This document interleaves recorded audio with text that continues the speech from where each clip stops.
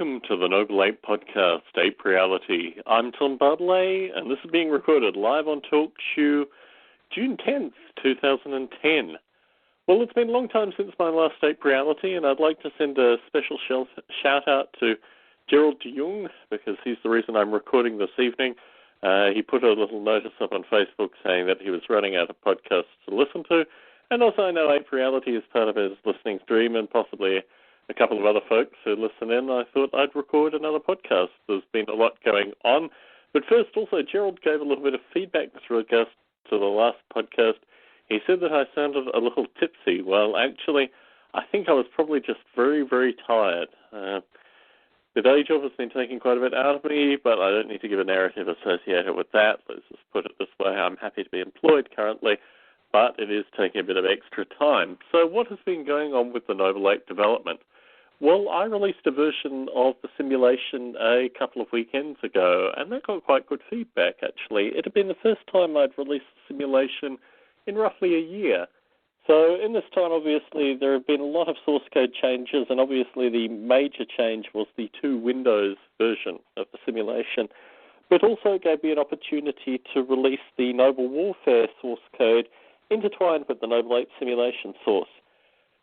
There was a bug leading into this release which related to the Windows version not actually giving a proper clock update, and because I had changed the randomizing sequence, it basically left a relatively flat, in fact super flat, super watery kind of landscape environment. So that bug took me about 3 hours to find, and in the process I released a flatland version of the Noble Ape Simulation to see what the Noble Apes would do if they didn't have any landscape, and what kind of social groups that they would actually create. And they formed kind of long lines of talking, moving, and interacting chains of Noble Apes. I put some video clips on YouTube, so if you want to check out YouTube, you'll see the footage of the Noble Apes moving in various directions in long chains. But I removed that just in time for the release, although there was probably a 20-minute period when I updated the versioning of the Mac version of the Noble Ape Simulation where the Flatland version made it into the download. But I don't know how many people actually picked that up, or if they came back to the site and downloaded a version slightly later, but that was quickly amended in the next update, which occurred on the same day. So, all in all, I haven't actually checked the download numbers associated with the last release of the simulation. My main interest was just to get it out there. It's kind of a partial release. It doesn't contain all the full functionality, but it probably gave enough of the functionality to remind folks that the Noble Ape Simulation is out there and it's being updated. So, with regards to the integration of Noble Warfare, the period in terms of the release and just leading up to the release, I'd actually been quite sick. I've had a kind of lingering cold, kind of, I don't know, relatively there fever, but yeah, just kind of generally exhausted and not doing a lot of stuff particularly, but that's also the ideal state of mind to be in to do a release of the Noble Ape Simulation. And through my period of sickness and just getting better, I started playing the close combat games, which really can only be played on old computers that I own because they're not really compatible with modern computing. The Windows versions I think only work up onto Windows 95. I think there are some later versions, but they don't work with any of the new Intel hardware. So really I'm left to running it on an old Mac laptop that I have kind of circa 1997, 1998. But the close combat games were based in the Second World War, and the idea is that you have kind of top-down squad-level strategy, either playing Germans or Americans or British or Polish, I believe, in the later versions. But in the earlier version, just the Americans and the Germans from memory. And it's off the beaches of Normandy all the way to Berlin. And it provides an interesting game if you've got half a mind operating and you want a little bit of strategy and planning and some degree of tactical movement, these kind of things. However, there is nothing like that currently available, and there's certainly nothing like that open source. And having released the Noble Warfare source code again, it made me think, well, how much effort would it be to make a Second World War version of Noble Warfare? Well, this is really on the cards. the first thing I need to do is actually fully integrate Noble Warfare into the Noble Ape Simulation. As it is currently, it runs through the generic platform interface, which is the, I guess, circa 2003 version, which allowed for easy porting of various Noble Ape-related developments to Windows, Mac, and Linux. However, it just gives a single window interface. The other thing which has come around this time, which also goes back to the long chains of Noble Apes wandering over the flat land surface, is actually the size of the landscape. The Noble Ape landscape, pretty well since it was created, has been 256 by 256. When it first came out, I think actually it was 32 by 32, with perhaps the movement resolution as 256 by 256. But my thinking is probably within the next version or so to move that land area to being 1024 by 1024, and these are interpolated points as well, as you see with the Ocelot interface, the terrain interface that Noble Ape Simulation has. Obviously, within these small points, they are interpolated into curved surfaces. So 1024 by 1024 probably relates to about 1,000 kilometers in either direction. It's actually quite a substantial landmass.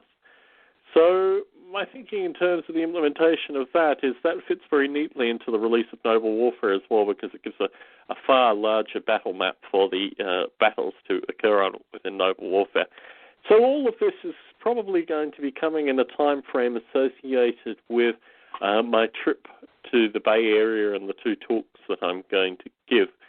So in addition to this, I was talking with my wife a couple of evenings ago about the Noble Ape Simulation, in particular what I was going to talk about to Intel. And I mentioned ApeScript, and she said, well, is that the language the Noble Apes speak? And I said, no, the Noble Apes speak a language, but it's a binary language, and it's not something that I really intuit. And she made the point that it would be interesting to actually hear what the Noble Apes were saying. And in a similar time frame, I was listening to Bruce Damer and a fellow called Terence McKenna talking on Lorenzo Haggerty's Psychedelic Salon. And the conversation was from 1999, and it related quite heavily to biota. I know Gerald de Jong gave it a relatively critical reception, but the thing that interested me from that conversation was that they discussed this idea of artificial life simulated entities having discussions and communicating.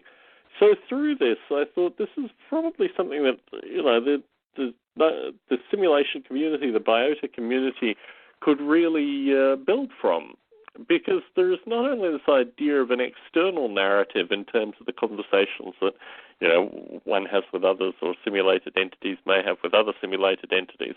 There is also an internal narrative which can be used for debugging purposes, and here I think about the XML phenotype idea, the idea that at any given point in time, the simulated entities provide phenotype information. Well, the transitions of this phenotype information, the movement into things like swimming or being hungry or eating or sleeping or talking or all these kind of things, and particularly the kind of foods that the Noble Apes eat and these kind of things, these are all things that can be represented through an actual language as well. And my thinking was initially that it would be some kind of binary language that would have some real English translation, the idea that you could take kind of inner conversations, internal narratives, where the references to other Noble Apes could be mapped onto English names. So it just read like normal English, maybe with a certain degree of depth. Now, for debugging purposes, this is really fascinating because it gives you a kind of